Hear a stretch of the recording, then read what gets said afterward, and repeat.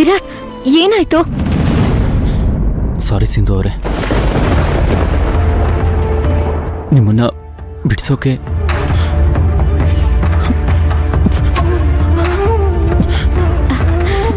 ಅಯ್ಯೋ ವಿರಾಟ್, ಇದಕ್ಕೆ ಯಾರಾದ್ರೂ ಅಳ್ತಾರಾ? ಪರವಾಗಿಲ್ಲ, ಬೇಲ್ ಸಿಗದೆ ಇದ್ರೆ ಏನಂತೆ?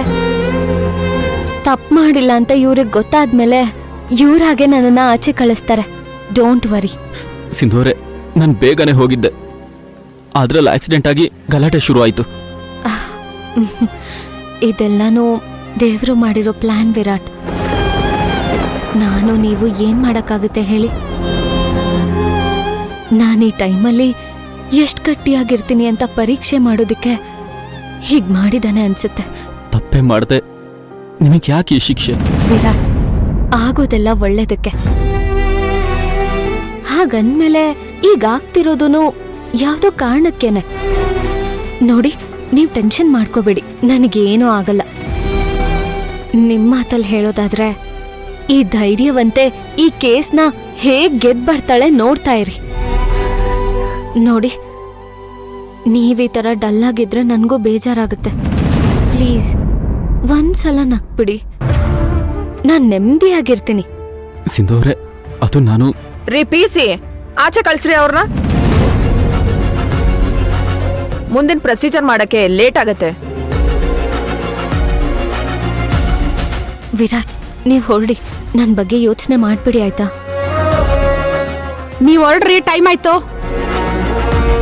ವಿರಾಟ್, ನೀವ್ ಹೀಗೆ ಅಳ್ತಿದ್ರೆ ನಾನ್ ಕುಸ್ತೋಗ್ಬಿಡ್ತೀನಿ.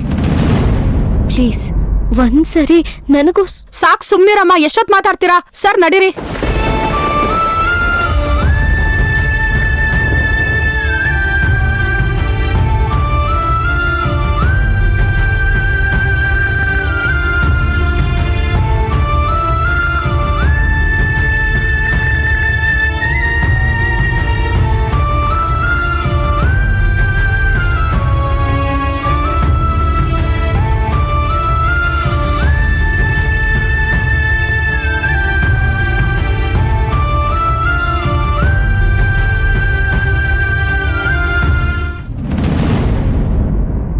ವಸು, ನೀನ್ ಸಹಾಯ ಮಾಡ್ಲಿಲ್ಲ ಅಂದ್ರೆ ವಿರಾಟ್ ಸುಮ್ನಿರ್ತಾನ? ನೋಡೋಣ ಅವನೇನ್ ಮಾಡ್ತಾನೆ ಅಂತ. ಅವನೇನಾದ್ರೂ ಸಿಂಧುಗೆ ಬೇಲ್ ಕೊಡ್ಸಿದ್ರೆ ಸಿಗಕ್ ನಾನ್ ಬಿಡ್ಬೇಕಲ್ಲ.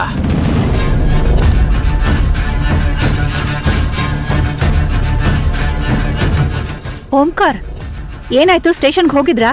ಸಿಂಧುಗ್ ಬೇಲ್ ಸಿಕ್ತಾ? ಇಲ್ಲ, ಸಿಗ್ದಿರೋ ಹಾಗೆ ನಾನು ನೋಡ್ಕೊಂಡೆ. ಗುಡ್. ವಿರಾಟು ಲಾಯರ್ನ ಕರ್ಕೊಂಡ್ ಬಂದಿರ್ಲಿಲ್ವಾ?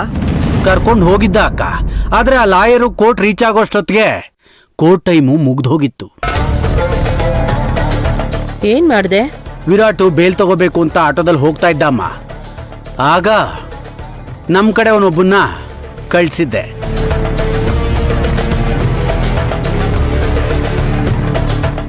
ಅಲ್ಲಿ ಆಕ್ಸಿಡೆಂಟ್ ಆಗೋ ಹಾಗಾಯ್ತು ಅಷ್ಟೇ.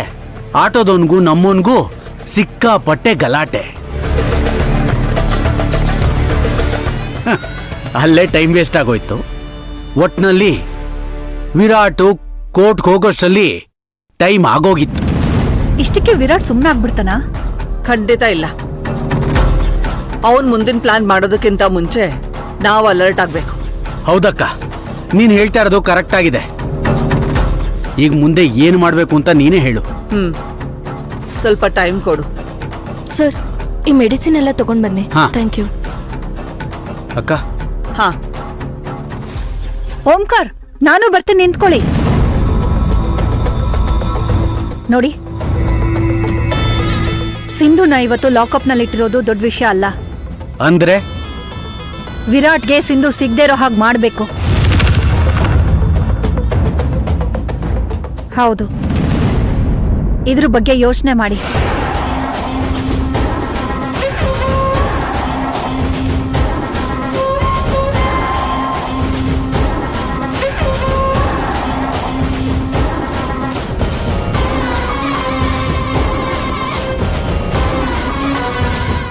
ನಾನ್ ಮಾಡ್ಬೇಕಾರೋ ಕೆಲ್ಸಗಳನ್ನ ನೀನೇ ಮಾಡಿ ನನ್ನ ಕೆಲ್ಸನ ಸಲೀಸ್ ಮಾಡ್ತಾ ಇದ್ಯಾ. ಗುಡ್. ಸಿಂಧು ಜೈಲಲ್ಲಿರೋದು ನನಗೆ ಹೆಲ್ಪ್ ಆಯ್ತು. ಈಗ ಭವಾನಿನ ಸಿಂಧು ವಿರುದ್ಧ ಎತ್ಕಟ್ಟಿ ಸಿಂಧುನ ಮನೆಯಿಂದ ಆಚೆ ಹಾಕ್ಬೇಕು. ಆಮೇಲೆ ಭವಾನಿನ ಅಥರ್ವನೇ ಓಡಿಸ್ತಾನೆ.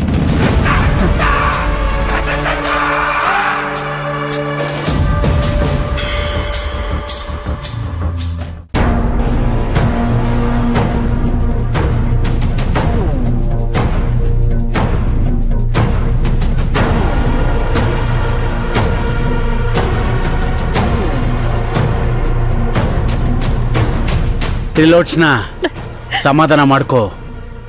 ಆ ದೇವ್ರ ದಯದಿಂದ ನಮ್ಮ ಮಗಳು ಹುಷಾರಾಗ್ತಾಳೆ.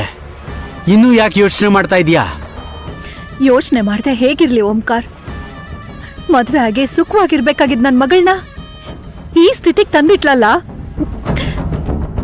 ಯಾರನ್ನೂ ಬಿಡಬಾರ್ದು, ಅವ್ರು ಯಾರನ್ನೂ ಸುಮ್ನೆ ಬಿಡಬಾರ್ದು. ಇದಕ್ಕೆಲ್ಲ ಕಾರಣ ಆಗಿರೋ ಸಿಂಧುನಾ? ಸಿಂಧು ಮಾತ್ರ ಅಲ್ಲ, ನಿಮ್ ಮನೇಲಿರೋ ಪ್ರತಿಯೊಬ್ರು ಈಶಾನಿ ಇವತ್ತಿನ ಪರಿಸ್ಥಿತಿ ಕಾರಣ. ಇವತ್ತು ನಾವು ಸಿಂಧು ಕಲ್ಸೋ ಬುದ್ಧಿ ಎಲ್ರಿಗೂ ಪಾಠ ಆಗ್ಬೇಕು. ಅಂದ್ರೆ ಏನ್ ಮಾಡ್ಬೇಕು ಅಂತ ನೀನ್ ಹೇಳ್ತಾ ಇರೋದು? ಆ ಸಿಂಧುನ ಸಾಯಿಸ್ಬಿಡಿ.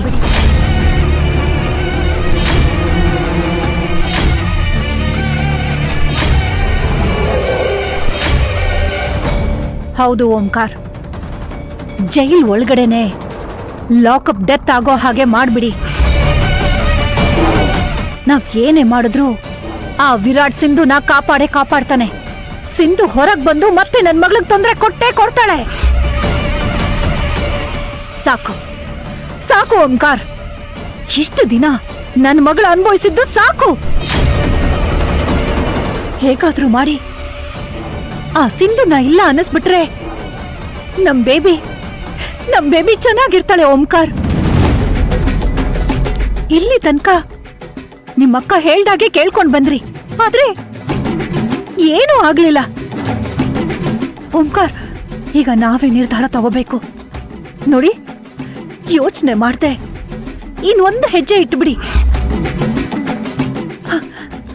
ಆಮೇಲೆ ಎಲ್ಲ ನಾವ್ ಅನ್ಕೊಂಡ ಹಾಗಾಗತ್ತೆ. ಮುಖ್ಯವಾಗಿ ನಮ್ ಬೇಬಿ ಖುಷಿಯಾಗಿರ್ತಾಳೆ. ಅವಳ ಖುಷಿ ಮುಂದೆ ಬೇರೆ ಏನಿದೆ ಓಂಕಾರ್? ನಿಜ ತ್ರಿಲೋಚನ, ನೀನ್ ಹೇಳ್ತಾ ಇರೋದು ಸರಿಯಾಗಿದೆ. ಒಟ್ನಲ್ಲಿ ನಮ್ ಬೇಬಿ ಚೆನ್ನಾಗಿರ್ಬೇಕು. ಅದಕ್ಕೋಸ್ಕರ ನಾನು ಏನ್ ಬೇಕಾದ್ರೂ ಮಾಡ್ತೀನಿ.